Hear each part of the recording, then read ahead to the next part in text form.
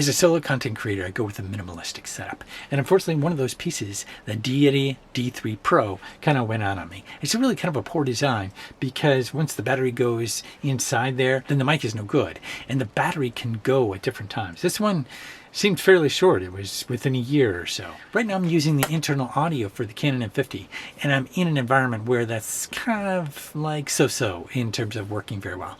So what I did is I got the D4 from Deity, and this little mic is only like $50 and it has some cool capability. I'll show you in a little bit.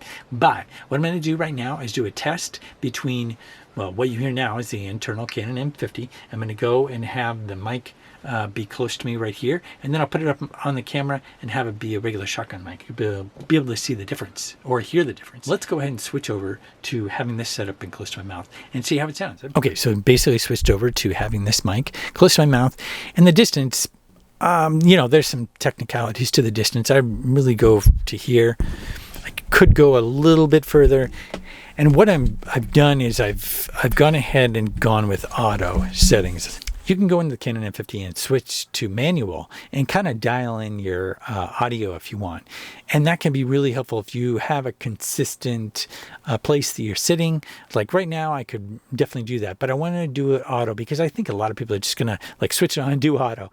I certainly am, because I'm going to be having different settings that I'm going to use this in. And one of the worst things you could do, which I just did actually, is put it into manual and then go to a different setting and forget that it's in manual, and then you totally ruin the session. So I like to keep it in auto, and I know I can get finicky and get it in manual and probably get better audio, but that's what I'm doing. And now I'm going to go ahead and switch this, put this on top of the camera and see how it sounds as a regular shotgun. I've put the mic up on the camera, so it's basically a regular shotgun mic. And this is how the sound quality comes out with that one up there. I really think it's going to be better down here because it's a little closer to your mouth. What's really cool, what I had mentioned before, is that you can actually put another, let's say you had someone else you were talking to and they had a lavalier mic. You can actually plug it into the same mic and have it take both channels for you automatically. So you basically do an interview, which is really cool. Out of a $50 mic, that's not bad at all. So what do you think? Viable option for $50? I don't know if you can go wrong. But if you found this video helpful, be sure to give it a like. Thanks a lot for watching, and I'll see you next time.